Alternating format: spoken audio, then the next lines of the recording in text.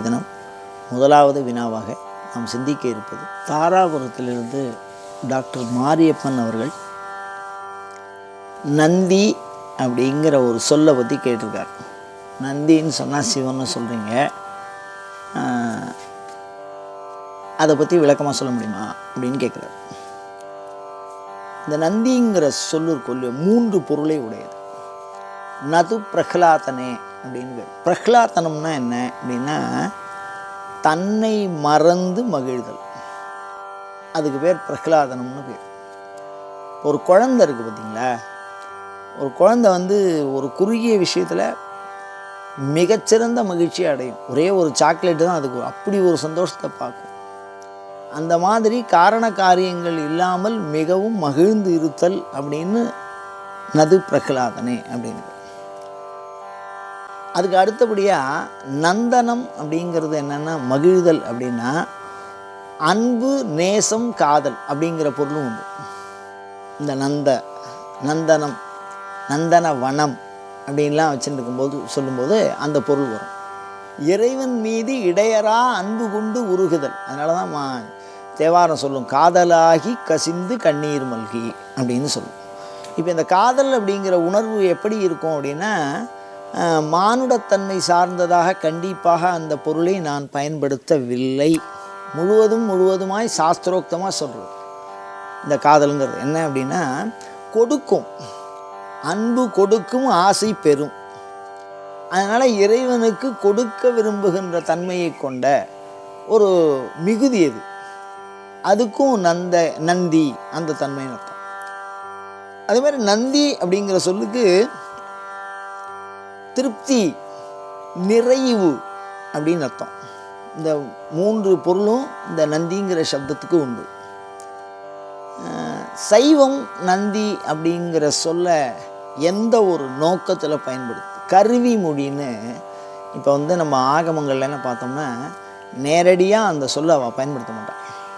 ஒவ்வொரு சொல்லுக்கும் ஒவ்வொரு பொருள் அவளாக உற்பத்தி பண்ணுவாள். இப்போ ஆகமங்கிற சொல்லு இருக்குது பாருங்கள். ஆகதம் பஞ்சபக்தர் கதஞ்ச கரிஜானனே மதஞ்ச வாசுதேவசிய தஸ்தாத் ஆகம உச்சரே. ஆகமம் அப்படிங்கிற சொல்லுக்கு நேரடியாக வடமொழியில் அதுக்கு சொல் என்ன அப்படின்னா ஆகமம்னா வருகைன்னு அர்த்தம். ஆனால் இந்த ஆகமம் என்ன சொல்கிறது அப்படின்னா 5 முகங்களிலிருந்து வந்ததும், உமையம்மைக்கு சென்றதும், வாசுதேவர்களால் ஆச்சாரமாக பின்பற்றப்பட்டதுமாகிற யாதொரு சாத்திர நூல் இருக்கிறதோ அந்த நூலுக்கு ஆகும். இதுக்கு இந்த மாதிரி ஒரு வரையறை பண்ணுவாள். அந்த மாதிரி கருவி மொழியில் பார்த்தீங்கன்னா நந்தி அப்படிங்கிறது ஆன்மாவை குறிக்கிற பொழுது வெவ்வேறு பெயராக சொல்கிறாள். நந்திங்கிற சொல்லானது ஆகமங்கள் நோக்கில் ஞான பாகத்தில் எப்படி இருக்குது அப்படின்னு நம்ம பார்க்குறோம். அது எதை குறிக்கும் அப்படின்னா அதுக்கு முதல்ல பசுன்னு சொல்கிற வழக்கம். சாமிக்கே பசுபதி அப்படின்னு பேர். அப்போ பசுனா விலங்குன்னு அர்த்தம். பொதுவாக பசுனா கட்டப்பட்டதுன்னு அர்த்தம். பாசம் அப்படிங்கிற வார்த்தையில இருந்தது பசு, கயிற்றினாலே கட்டப்பட்டது அப்படின்னு அர்த்தம் இருக்கும்.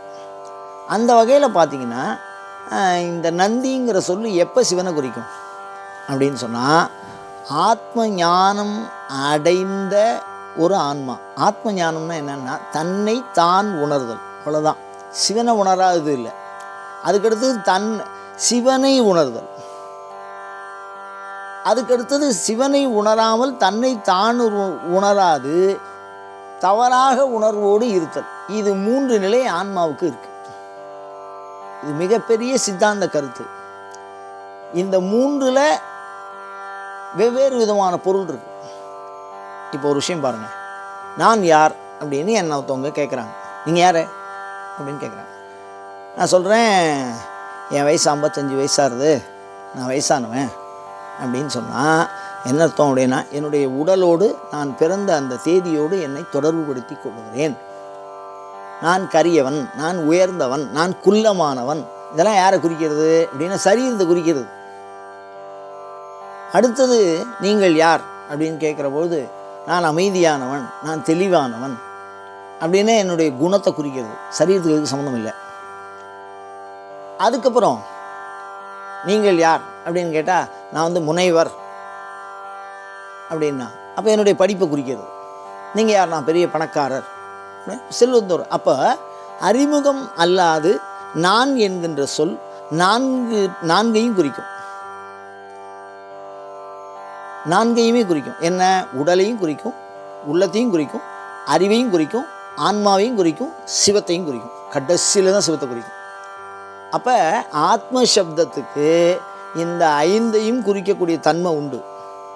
அது எப்போ அப்படின்னா, எப்போ ஒரு மனிதன் தன்னை உணராமல் பிறரையும் உணர்ந்து கொள்ளாமல் தவறானவற்றை மிகச் சரியானவைகளாக உணர்ந்து கொண்டிருக்கின்ற நிலைக்கு பசுன்னு பேர். அப்போ தான் மனிதனுக்கு விலங்குன்னு பேர் கொடுக்குறான். ஆத்மாவுக்கு விலங்கு, பசு அப்படின்னு, ஞானம் இல்லாதவன் அப்படின்னு அர்த்தம். அப்போ பசுன்னு சொல்கிறான். அதுதான் பதி சப்தத்தினால சொல்கிறது. ஆன்மாக்கள் அந்த மாதிரி இருக்குது. தன்னைத்தானே உணராத நிலையில் இருக்குது. தன்னைத்தானே உணரலைன்னா அப்புறம் எப்படி சிவத்தை உணர்றது? அதுக்கப்புறம் பிற உணர்வுகளோட. அதில் இறைவனுடைய அனுகிரகத்தினால ஒரு உடம்பு கிடச்சி, வெறும் ஆன்மா, அந்த ஆன்மாவுக்கு ஒரு உடம்பு கிடச்சிருக்குன்னா நான் அப்படின்னு ஒரு எண்ணம் உருவாகும், தன்னை பற்றி ஒரு எண்ணம் உருவாகும். அப்போ தன்னை உணர்ந்து கொண்ட ஆன்மாவிற்கு விருஷபம்னு பேர். தன்னை உணர்ந்து கொண்ட ஆன்மா. தன்னை உணராத ஆன்மாவுக்கு பசுன்னு பேர். தன்னோடு மாத்திரம் உணராமல் இறைவனையும் சேர்த்து உணர்ந்து கொண்டால் நந்தின்னு.